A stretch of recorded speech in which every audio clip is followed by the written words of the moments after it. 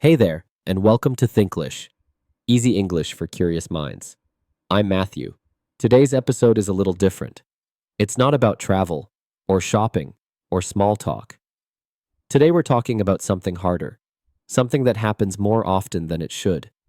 But no one really teaches you what to say. We're talking about toxic situations at work.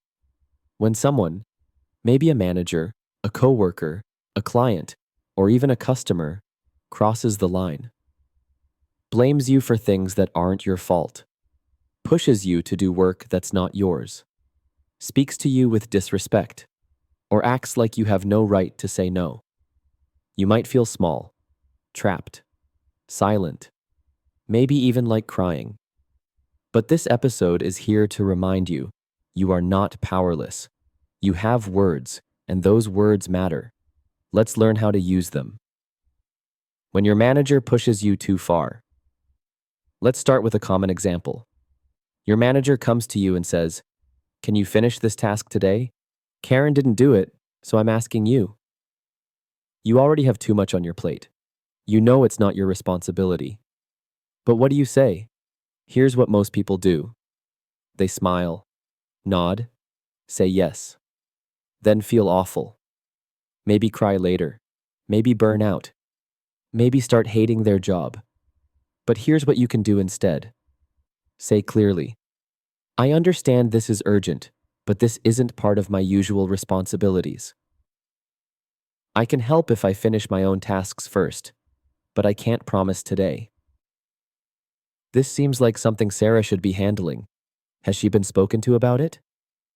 And if your manager says something like, "You're not allowed to say no to a manager," you can respond, "I understand your position, but I believe I have the right to speak up if something feels unfair or overwhelming."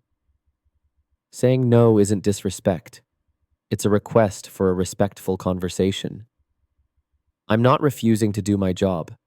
I'm asking to be treated fairly. Being a manager doesn't mean always being right. And protecting your own mental health isn't wrong. It's smart. When a customer is rude or abusive, toxic English isn't just about bosses. Sometimes it's customers. Maybe you work in retail or hospitality. Someone comes in angry, disrespectful, maybe even racist or aggressive. They say things like, "What's wrong with you? Don't you understand simple instructions? You people never get anything right." You don't have to smile through that. You don't have to stay silent. You can say, "I'm happy to help, but I ask that you speak respectfully. Please lower your voice, or I'll need to step away. If this continues, I'll get my manager." You don't need to match their energy. You need to protect yours. You are allowed to be emotional. You are allowed to react.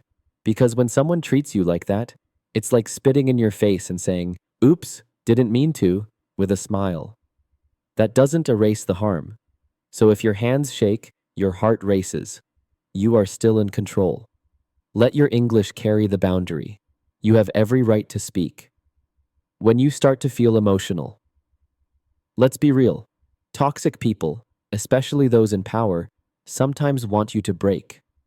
They want you to cry, to freeze, to walk away, so they can say, "See, you're too emotional." This is why we can't trust you with more responsibility. But the truth is, crying is not weakness. Feeling is not failure. You are human. Still, if you feel tears coming, take a breath. Ask for a moment. Step away. And then come back stronger. Use calm words. Let your voice carry the strength your tears were holding. Say something like that. "I needed a moment to reset. Let's continue the conversation now. I'm committed to working hard, but I also need to feel respected." This is how you lead with dignity, even when someone else is being disrespectful. It's okay if you already broke down. Let's say it already happened. You didn't hold it together. You started crying, or your voice cracked, or you spoke emotionally, maybe even too loudly. Maybe you couldn't stop. That's okay. You are not a robot. You are not doing harm to anyone. You didn't hit anyone. You didn't insult them. You simply reached your emotional limit. And it came out. People who constantly push your buttons and then act surprised when you react, they're not innocent. Some people don't filter their words. Some people talk down to others, shame them, guilt them, and then call you unstable when you finally react. But hear this, crying doesn't make you weak. Reacting doesn't make you wrong. It makes you real. You can always follow up with, I got overwhelmed earlier, but I stand by what I said. I may have shown emotion because this matters to me. You don't have to apologize for the feeling. You can own it. You can explain it, and you can keep going without shame. Use neutral but strong language. You don't have to raise your voice to protect yourself. You don't have to attack anyone. You just have to use language that's steady. Here are some strong, balanced phrases. I want to clarify expectations so there's no confusion. Let's focus on the facts of the situation, not assumptions. I'd appreciate it if we could keep the tone respectful. Let's break those down. Clarify expectations.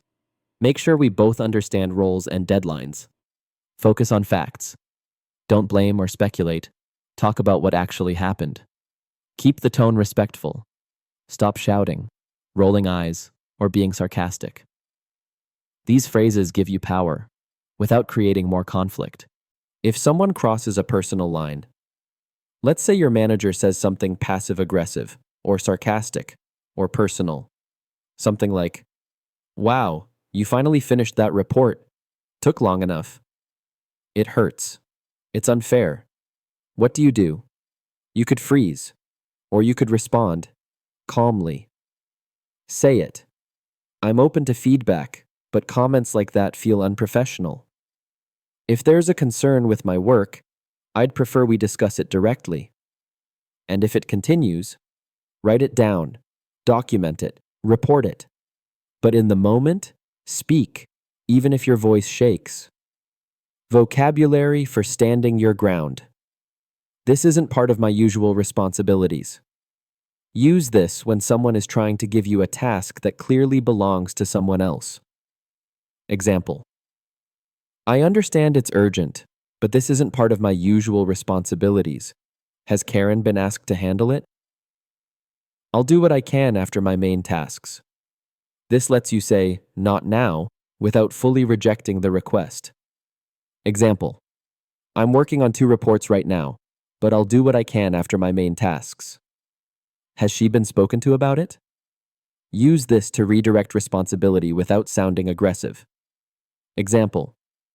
I noticed the report was missing, but has she been spoken to about it before passing it to me?